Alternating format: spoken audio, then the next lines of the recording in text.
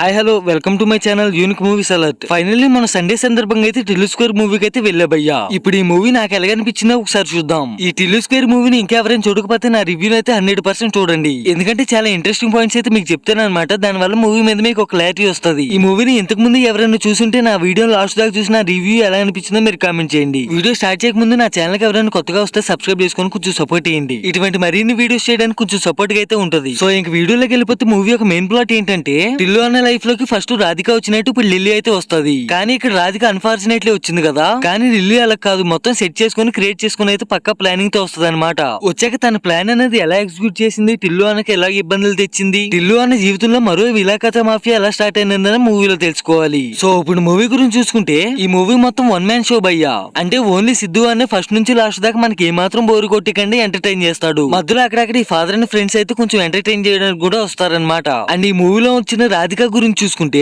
Just Radhika వల్ల use ఉండదు. ఆ పర్టికులర్ సీన్ లో రాధిక ఎందుకు వచ్చిందో కూడా అర్థం కాదు. జస్ట్ మూవీ ఒక హైప్ కోసం మాత్రమే రాధికని తీసుకున్నారని నాకు అనిపించింది. రాధిక వస్తుంది, టిల్లు నా మాట వినంటది, నేను మా ఊరు వెళ్ళిపోతానని బెంగళూరు ఫ్లైట్ ఎక్కి వెళ్ళిపోతుంది. ఇంత చెప్తున్నా గానీ మా అనుపమ గురించి ఏం చెప్పట్లేదు. ఏంటంటే ఏం లేదు, అనుపమ యాక్టింగ్ అయితే 5 to 5 ఇచ్చేయాల్సిందంతే. ఈ మూవీ రిలీజ్ అవ్వక ముందైతే అనుపమ ఒక మాట చెప్పింది భయ్యా, నాకు మళ్ళీ ఇటువంటి స్టోరీ దొరికిద్దో దొరకదో అని అయితే ఖచ్చితంగా యాక్సెప్ట్ చేసినది కదా. ఆ మాటకి ఇక్కడ ఉన్న అనుపమ రోల్ కి అయితే 100% సెట్ అయింది. అనుపమ కెరియర్ లోని ఈ మూవీ వచ్చేసి one of the best movie అయితే నా ఒపీనియన్. అండ్ ఇప్పుడు ఈ మూవీలో ఉన్న బీజిఎం అండ్ మ్యూజిక్ గురించి చూసుకుంటే పాటలు అయితే కరెక్ట్ సిచ్యువేషన్ తగ్గట్టు అయితే వస్తాయి అనమాట. అండ్ ఈ పాటలనే కాకుండా వెనకాల ఉన్న బ్యాక్గ్రౌండ్ స్కోర్ చూసుకుంటే పర్ఫెక్ట్ గా 100% సెట్ అయింది భయ్యా. మూవీ చూస్తున్నంత సేపు బ్యాక్గ్రౌండ్ మ్యూజిక్ అయితే ఏమాత్రం బోర్ కొట్టించదు. అండ్ ఈ మూవీలో ఉన్న స్క్రీన్ ప్లే డైరెక్షన్ మొత్తం A to Z పర్ఫెక్ట్ గా సెట్ అయింది. అండ్ ఈ మూవీలో వచ్చే ఇంటర్వెల్ ట్విస్ట్ అయితే ఎవరు ఊహించుండరు భయ్యా. ఇంటర్వెల్ లో వచ్చే ట్విస్ట్ అండ్ క్లైమాక్స్ లో వచ్చే ట్విస్ట్ అయితే నెక్స్ట్ లెవెల్ ఉంటుంది అంతే. బట్ మూవీలో ఉన్న ఆ ట్విస్టులు కాకుండా వేరే కొన్ని అయితే మనం ముందే ఎక్స్పెక్ట్ చేస్తాం. మనం దాన్ని ముందే ఎక్స్పెక్ట్ చేసినా గానీ డైరెక్టర్ దాన్ని రివీల్ చేసే ప్రాసెస్ అయితే బాగా సక్సెస్ అయ్యాడు. నేను ఈ వీడియోలో అయితే మూవీలో ఉన్న నెగిటివ్స్ అండ్ పాజిటివ్ సపరేట్ గా అయితే చెప్పలేదు. ఎందుకంటే టిల్లు 1 మూవీ నచ్చిన ప్రతి ఒక్కరికి టిల్లు స్క్వేర్ మూవీ అయితే ఖచ్చితంగా నచ్చింది.